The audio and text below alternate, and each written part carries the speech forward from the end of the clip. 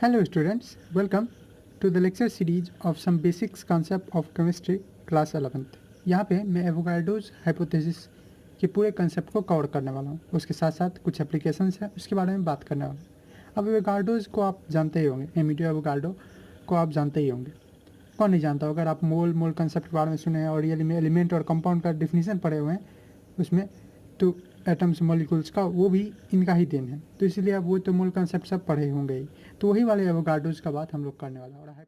और हाइपोथेसिस तो आप जानते होंगे कि कोई स्टेटमेंट को जब हम बिना सही माने एज्यूम कर लेते हैं कोई स्टेटमेंट को, तो उसको हाइपोथेसिस कहा जाता है। बाद में डेटा के थ्रू उसको वेरीफाई किया जाता है। ठीक, तो इसी को हाइपोथेसिस, तो उन्हीं का एक हाइपोथेसिस है, उसको हम लोग पढ़ने वाले हैं। अब इससे पहले हम लोग थोड़ा सा इन्फॉर्मेशन गैदर कर लेते हैं क्लास 9-10 वाला। हम लोग पढ़े हुए हैं डेल्टन्स एटॉमिक थ्योरी के हिसाब से, ये सब मैंने पिछले लेक्चर्स में भी कवर किया हुआ है। तो डेल्टन्स एटॉमिक थ्योरी क्या बोलता था? डेल्टन्स एटॉमिक थ्योरी वैसे तो बहुत सारे पॉइंट बोलते थे, पर यहाँ पे हम लोग का जो इम्पोर्टेंट काम है उसके बारे में हम पढ़ते हैं। बाय डेल्टन्स एटॉमिक थ्योरी हम लोग जानते हैं एलिमेंट्स जो है वो simple ratio of their atoms में रिएक्ट करते हैं। एलिमेंट जो रिएक्ट करते हैं वो कैसे? तो एटम्स की कॉम्बिनेशन से, और वो सिंपल रेशियो में। ओके, हम ये जानते हैं कि एलिमेंट्स क्या करते हैं, रिएक्ट करते हैं एक दूसरे से, रिएक्ट विथ इच अदर कैसे? In simple ratio of their atom. Okay, अब इसका एग्जांपल, तो इसका एग्जांपल बहुत सारा है और इसी पे तो डिफिनिट प्रोपोर्शन का लॉ भी बना है, रेशियो ऑफ देयर एटम। जैसे एग्जांपल के लिए मैं दे दूँ H+Cl2। ओके, H2+Cl2 ये क्या बनाता है? HCl। ओके, बैलेंस करने के लिए मैं यहाँ 2 लगा सकता हूँ। तो ये क्या हो गया? तो ये एटम्स के रूप में कंबाइन करके ये बना हुआ। उसी तरह से H2+O2 वाटर है, ये भी हम लोग बोल सकते हैं। तो ये हुआ। अब इसी के बाद हम लोग गे-लुसक, आप जरूर नाम सुनेंगे गे-लुसक का भी, और इनका एक लॉ भी आप पढ़े होंगे।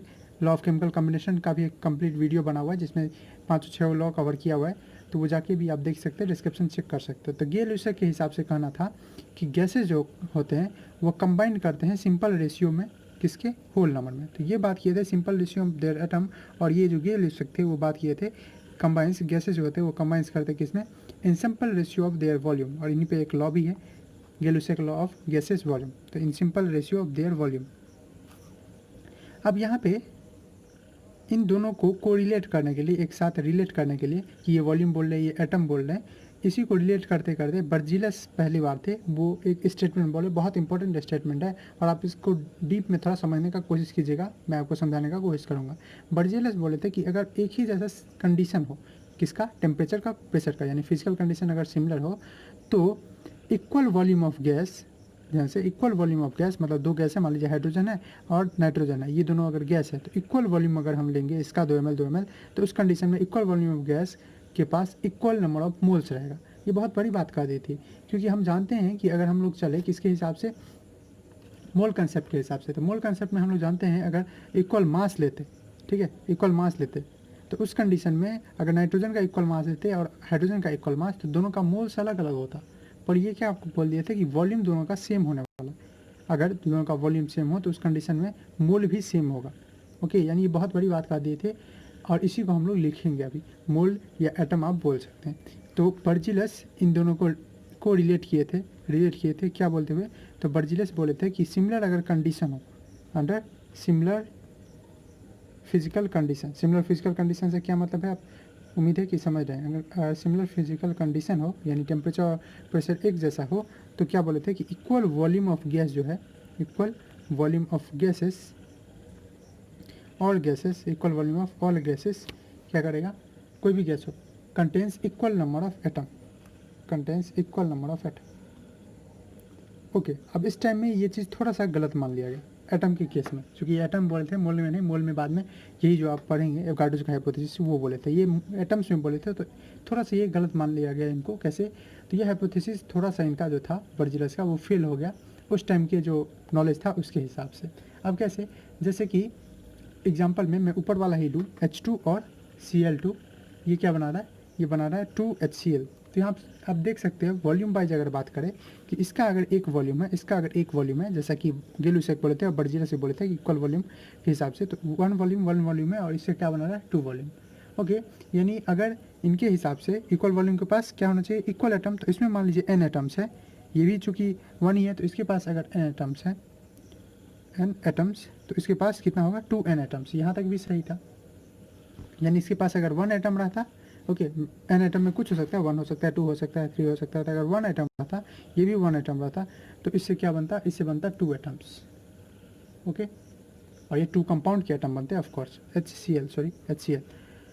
अब बात ये है कि इस केस में अगर कोई लिख दे हाफ एटम, तो उस टाइम में तो इतना हम लोग का नॉलेज विकास नहीं हुआ था, तो इससे ये 1 कंपाउंड बनता, क्योंकि ये हाफ क्यों किए हुए हैं समझ रहे होंगे आप, कि हम लोग चाह रहे हैं कि एक कंपाउंड कब बनेगा, जब हाफ H2 और हाफ Cl2 कंबाइन करेगा तो एक कंपाउंड बनेगा। उस टाइम में मॉलिक्यूल और एटम का उतना अच्छा कंसेप्ट नहीं था, डीप कंसेप्ट नहीं था, सिर्फ डेल्टन्स जो थे एक थियरी बना के दिए हुए थे, उस पर काम चल रहा था, इसीलिए इस चीज़ को उतना नहीं समझा गया और ये बोला गया ये खिलाफ है किसके, against Dalton's law, against Dalton's law. क्यों अगेंस्ट डेल्टन्स लॉ क्यों हो गया, क्योंकि डेल्टन्स लॉ कभी भी बोलता था कि एटम जो है वो क्या होता है, इंडिविजुअल होते हैं, एटम होते हैं वो इंडिविजुअल होते हैं, एटम डिवाइड नहीं होते, और यहाँ पे साफ साफ दिख रहा है कि हाफ हाफ हो रहा है, और ऐसा नहीं हो सकता उस कंडीशन के हिसाब से। आज हम लोग जानते हैं कि इसका क्या मतलब है, ठीक है, अगर हम हाफ हाफ लिखे हुए हैं तो रियली में ये कहना चाह रहा है कि हाफ हाफ से अगर एक कंपाउंड बन रहा है, मतलब हम कहना चाह रहे हैं कि 2 कंपाउंड बनेगा अगर इन दोनों का एक एक एटम हो, ये चीज़ हम जानते हैं। जैसे कि एग्जाम्पल के लिए मैं आपको बता दूँ, आपको याद हो क्लास 10th में आप पढ़े होंगे कैल्शियम सल्फेट हेमीहाइड्रेटेड, यहाँ पे हाफ H2O लिख देते हैं। इसका क्या मतलब है, इसका मतलब है रियली में कि 2 अगर कैल्शियम सल्फेट रहे उसमें एक H2O as a water of crystallisation रहता है। मुझे उम्मीद है आप ये समझ पाए होंगे। तो ये चीज़ थोड़ा सा अगेंस्ट हो गया डेल्टन्स लॉ और डेल्टन्स कौन, कि एटम जो होते हैं वो इंडिविजुअल होते हैं।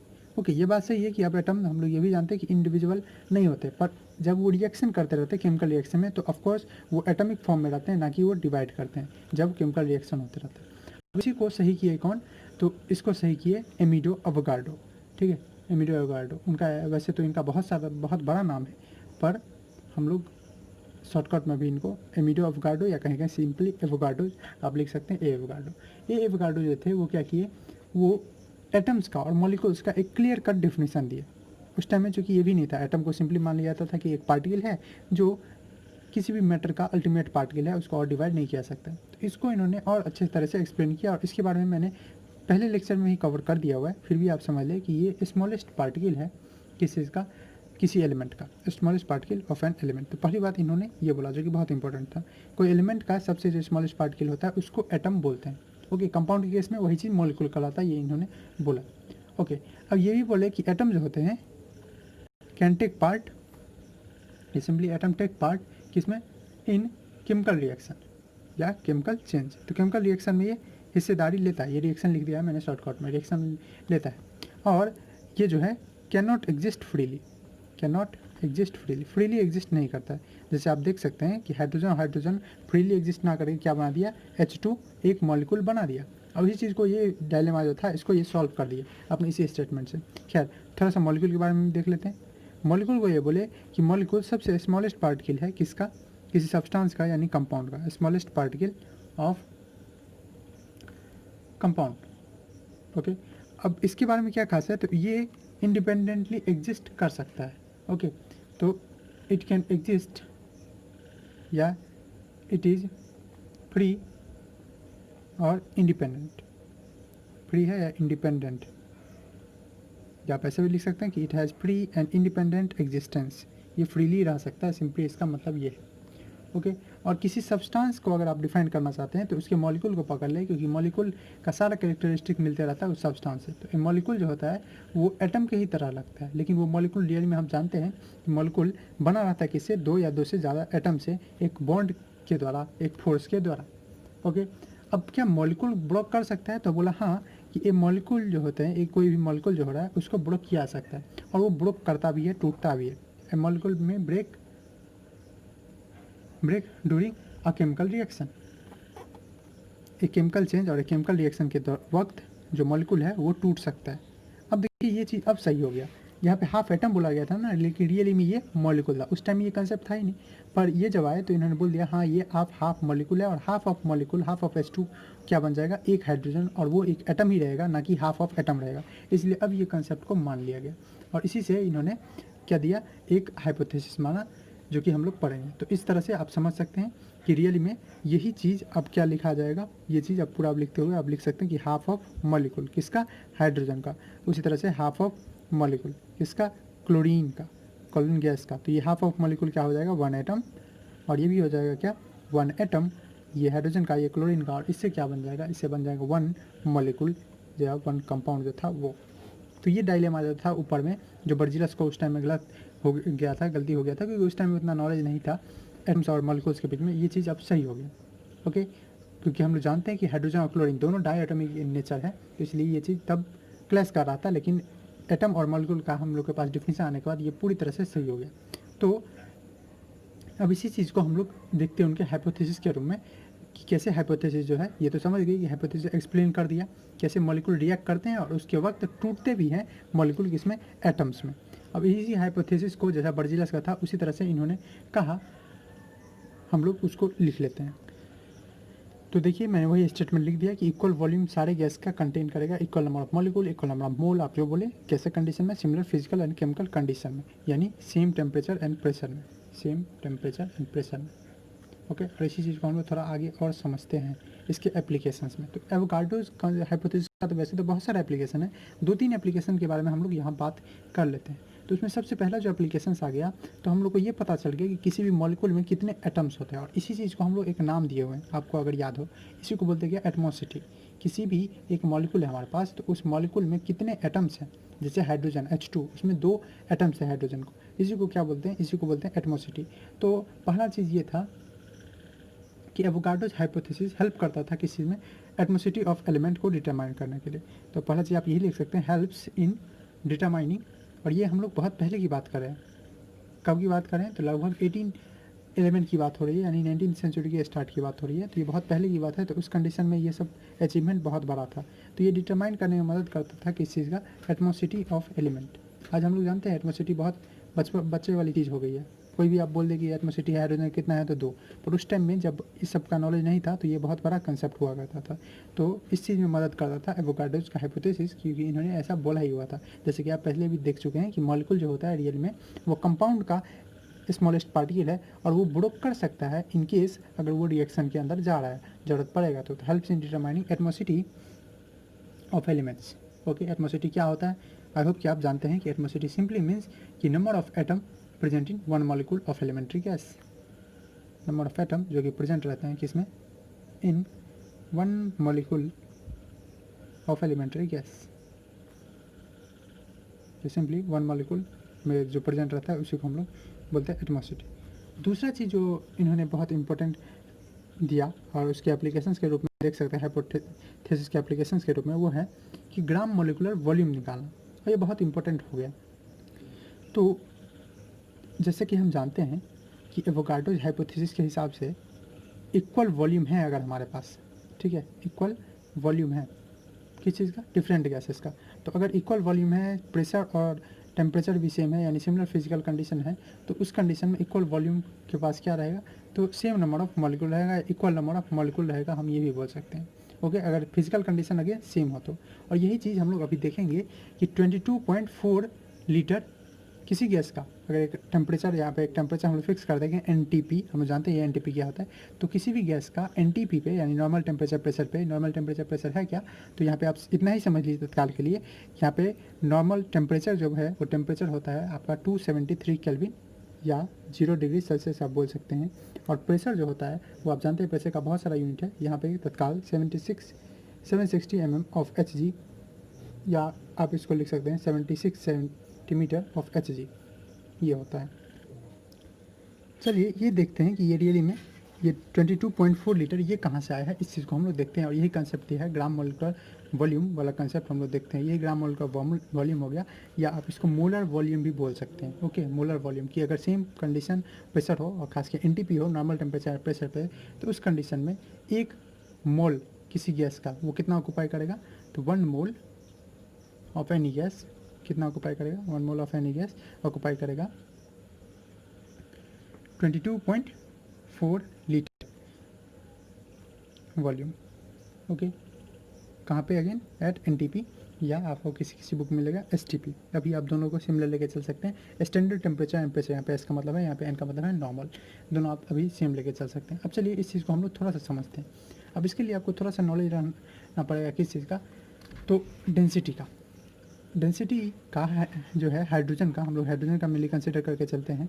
हाइड्रोजन जो कि स्टार्टिंग एलिमेंट है, अभी हम लोग एक कंसेप्ट और पढ़ेंगे इसके जस्ट बाद, जो कि है वेपर डेंसिटी का। तो उस केस में तो अगर हम देखिए यहाँ पे डेंसिटी ऑफ हाइड्रोजन, हाइड्रोजन की अगर डेंसिटी देखें तो डेंसिटी ऑफ हाइड्रोजन अगर आप देखेंगे कहाँ पे, तो at NTP normal temperature and pressure की बात कर रहा हूँ, तो वो होता है 0.00009 ग्राम पर ml। ओके, यानी हर ml में कितना है, 0.00009 ग्राम हाइड्रोजन प्रेजेंट रहता है। ओके, डेंसिटी आप जानते होंगे, डेंसिटी कुछ और नहीं, मास पर यूनिट वॉल्यूम होता है। डेंसिटी को आप रो से भी दिखा सकते हैं, तो मास पर यूनिट वॉल्यूम होता है डेंसिटी का, आप जानते हैं। अब अगर ये चीज़ हम बोल दें कि 1 ग्राम हाइड्रोजन है, वो ऑक्यूपाई कर रहा है वॉल्यूम कितना, तो यहाँ से आप देख सकते हैं 1 ग्राम हाइड्रोजन ऑक्यूपाई करेगा, क्योंकि हम यहाँ से देख रहे हैं कि हमारे पास इतना ग्राम पर ml है, तो 1 ग्राम का हम लोग अभी बात करें तो 1 ग्राम हाइड्रोजन ऑक्यूपाई करेगा, विल ऑक्यूपाई कितना, कहाँ पे, एट NTP, एट NTP कितना 1/0.00009 ml। ओके, ये सिंपल है ना, क्योंकि आप देखेंगे डेंसिटी कितना है, डेंसिटी है 0.00009 ग्राम पर ml।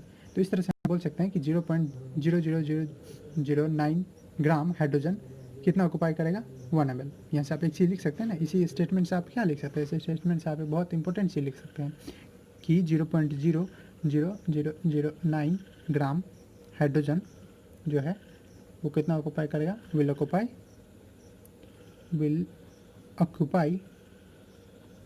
1 ml volume. ओके, तो 0.00009 ग्राम अगर 1 ml ऑक्यूपाई कर रहा है तो 1 ग्राम कितना करेगा, तो सिंपली 1 ml बाय ये डेटा। अब इससे आपको आ जाएगा कितना, तो इसे आपको आ जाएगा वॉल्यूम उसका।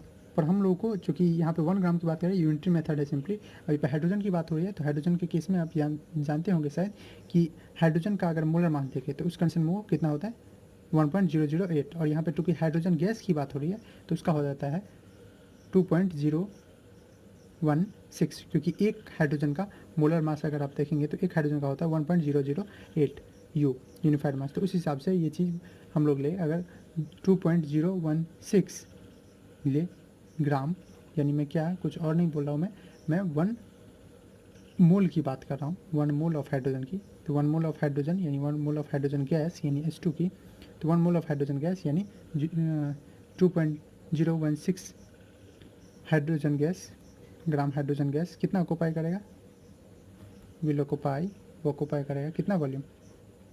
तो सिंपली है कि मैं इसको इससे मल्टीप्लाई कर दूँ, 0.00009 इंटू ये 0 है इंटू किससे 2.016, और इसको आप अगर कैलकुलेट करेंगे तो ये आपका आ जाएगा 22400 ml। और इसको अगर लीटर में आप बदल देंगे तो आप जानते हैं लीटर में कैसे हम लोग बदलते हैं, 1000 से आप डिवाइड कर देंगे तो ये आएगा 22.4 लीटर। और यही मैंने आपको बताया कि किसी भी, तो आप क्लियरली देख सकते हैं कि ये जो मैं ऊपर में लिखा था कि कोई भी गैस NTP 22.4 लीटर कैसे ऑक्यूपाई करता है, ये आप क्लियरली देख सकते हैं यहाँ से आया हुआ। आप किसी भी गैस के लिए ये ले सकते हैं नॉर्मल टेम्परेचर प्रेशर पे, अगर आपको उसका डेंसिटी पता हो तो आप डिराइव कर सकते हैं। आई होप कि आपको क्लियर हो गया होगा। अगर आपको दिक्कत है तो आप ज़रूर कमेंट कीजिए, मैं इसको सेपरेटली भी बताने के लिए तैयार हूँ। वैसे मैंने सिंपल सा बात बोला है, क्या बोला है कि कोई भी मोल किसी गैस का वो 22.4 लीटर या 22,400 ml वॉल्यूम ऑक्यूपाई करता है, कहाँ पे, नॉर्मल टेम्परेचर एंड प्रेशर पे। नॉर्मल टेम्परेचर एंड प्रेशर भी मैंने बता दिया और वो कैसे आता है वो भी मैंने बता दिया। आई होप कि आपको क्लियर हो गया होगा।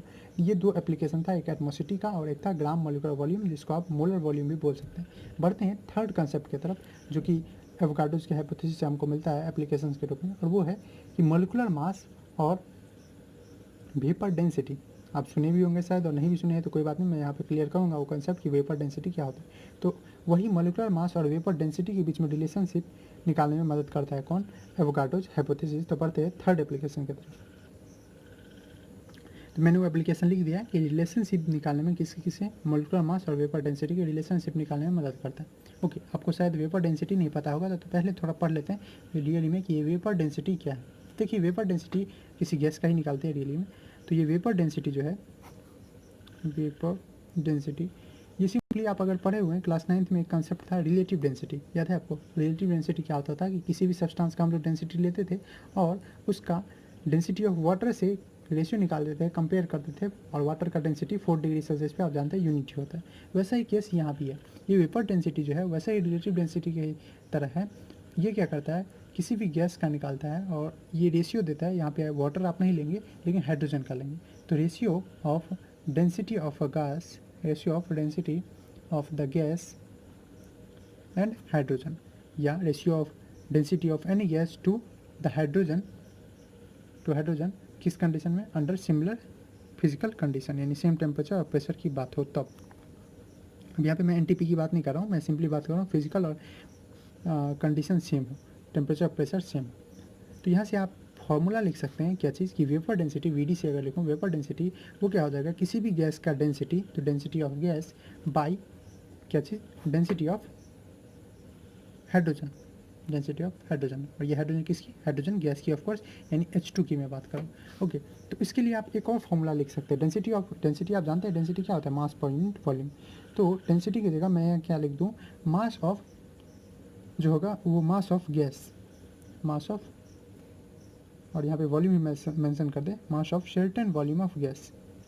और उसी वॉल्यूम का अगर हम क्या ले ले, डेंसिटी ऑफ हाइड्रोजन भी ले लें, डेंसिटी ऑफ हाइड्रोजन जो है उसमें भी मास ऑफ वॉल्यूम देंगे, तो डेंसिटी होता है क्या, मास पर वॉल्यूम। तो मास में दे दिया उस गैस का मास एक सर्टेन वॉल्यूम में, और वही सर्टेन वॉल्यूम का अगर हाइड्रोजन भी है तो मास, और आप जानते हैं कि वही वॉल्यूम दोनों में अगर सेम होने वाला है तो इसके डिनोमिनेटर और इसके डिनोमिनेटर ये दोनों क्या हो जाएगा, कैंसिल। तो इसीलिए मैं यहाँ नहीं लिख रहा हूँ, मैं यहाँ डायरेक्ट लिख दूंगा मास of certain volume gas by, नीचे में लिख दूंगा मास ऑफ सेम वॉल्यूम, उसी वॉल्यूम का जितने वॉल्यूम में वो लिया हो गया है गैस, उसी वॉल्यूम में H2 को ले लूँगा, और वो क्या यहाँ पे सेम टेम्परेचर प्रेशर पे। तो ये भी एक आपके पास फॉर्मूला आ सकता है वेपर डेंसिटी का। ओके, चलिए अगर हम लोग बात करें क्या फॉर n मॉलिक्यूल, अगर हमारे पास n मॉलिक्यूल प्रेजेंट है उस गिवन वॉल्यूम में, if n molecules are present in given volume of gas, in given volume gas, अगर n मॉलिक्यूल प्रेजेंट है उस कंडीशन में क्या होगा, गिवन वॉल्यूम ऑफ गैस, उस कंडीशन में कुछ और नहीं होगा, वेपर डेंसिटी का हमारे पास मास बाई मास था, तो वही चीज़ हम लिख देंगे मास ऑफ n मॉलिक्यूल्स। और ये सब चीज़ आपको एकदम इजी लग रहा होगा, आप रिलेटिव डेंसिटी का अगर कंसेप्ट पढ़े हुए क्लास में, यह सब चीज़ मैंने बहुत सारे फॉर्मूले वहाँ पे भी आपको बताया था और आपने भी पढ़ाई होगा। तो mass of n molecules of A gas by, नीचे में आप लिख देंगे mass of n molecules of hydrogen. Okay, ये n मॉलिक्यूल्स के लिए। अगर हम बात करें 1 मॉलिक्यूल की, तो 1 मॉलिक्यूल पे क्यों जा रहे हैं, क्योंकि अगेन 1 मॉलिक्यूल पे अगर जाएंगे तो उस केस में हमको पता रहेगा 1 मॉलिक्यूल के केस में कि हाइड्रोजन का मास क्या होता है, तो mass of n molecules of hydrogen H2। तो अगर हम और नीचे जाए 1 से n जो है ना, n को हटा के हम 1 ले लें कि 1 मोल के केस में, तो यहाँ पे आप लिख सकते हैं कि मास ऑफ 1 मॉलिक्यूल ऑफ गैस, अब वो गैस कोई भी हो सकता है, N2 हो, ठीक है, ये क्लोरीन हो, Cl2 हो, F2 हो, कुछ भी हो, तो mass of 1 molecule of gas, उस गैस का, बाई क्या चीज़, mass of 1 molecule of hydrogen. Okay, mass of 1 molecule of hydrogen, mass of 1 molecule of hydrogen को हम लोग एक और नाम दे सकते हैं, वो क्या है, मॉलिक्यूलर मास। अब यही मास ऑफ 1 मॉलिक्यूल जो होता है किसी गैस का, चाहे हाइड्रोजन या किसी गैस को, उसी का हम क्या नाम देते हैं, मॉलिक्यूलर मास। तो यहाँ पे आप एक और लिख सकते हैं कि मॉलिक्यूलर मास ऑफ गैस। तो देखिए वेपर डेंसिटी का हमारे पास कितना अच्छा रिलेशन निकल गया इसके मदद से। तो मॉलिक्यूलर मास ऑफ गैस, आप बोलेंगे इसमें हाइपोथेसिस कहाँ यूज हो रहा है, हुआ ना ऊपर सेम वॉल्यूम के लिए, तभी ना हुआ, क्योंकि सेम मोल लगता है तभी तो दोनों कैंसिल हुआ। यहाँ पे डेंसिटी में क्या आता था, मास पर इंटू वॉल्यूम, तो इस दोनों वॉल्यूम जो कैंसिल किए हैं सेम वॉल्यूम को मानते हुए, वो कहाँ से, उसी से, तो हाइपोथेसिस का यहाँ यूज हुआ है। तो molecular mass of gas bye molecular mass of hydrogen, molecular mass of hydrogen. Okay, अब मॉलिक्यूलर मास ऑफ हाइड्रोजन हमको पता है क्या होता है, वो 2। तो यहाँ पे वॉल्यूम वेपर डेंसिटी का आपके पास बहुत अच्छा फॉर्मूला आ गया कि मोलर मास किसी गैस का, वही मॉलिक्यूलर मास है, मोलर मास आप लिख सकते हैं बाई 2।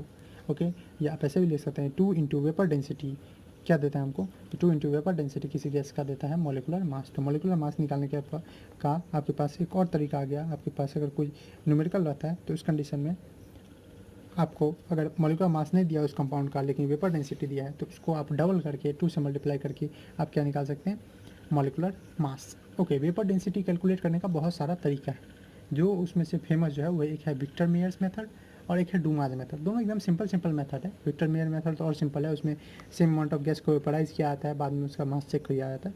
तो वो आप अगर चाहते हैं कि मैं उस पर वीडियो बनाऊँ कि कैसे विक्टर मेयर मेथड और डूमाज मेथड, 2 मेथड है जिससे कि हम लोग कैलकुलेट कर सकते हैं वेपर डेंसिटी, तो आप कमेंट कर सकते हैं, मैं उस पर वीडियो बनाऊंगा ज़रूर अगर आपका अच्छा रिस्पांस रहा तो चलिए इसी के साथ ये जो लेक्चर है एवोकाडो हाइपोथेसिस पे वो मैं ख़त्म कर रहा हूँ। आई होप कि आपको सब कुछ क्लियर हो गया होगा। अगर फिर भी कोई दिक्कत हो तो ज़रूर आप कमेंट करें, मुझे मेरे साथ शेयर करें, मुझे खुशी होगी आपकी प्रॉब्लम को दूर करने में। चलिए इसी तरह से देखते रहिए। अगर वीडियो अच्छा लगा हो तो आप एक लाइक कर सकते हैं, चैनल को शेयर कर सकते हैं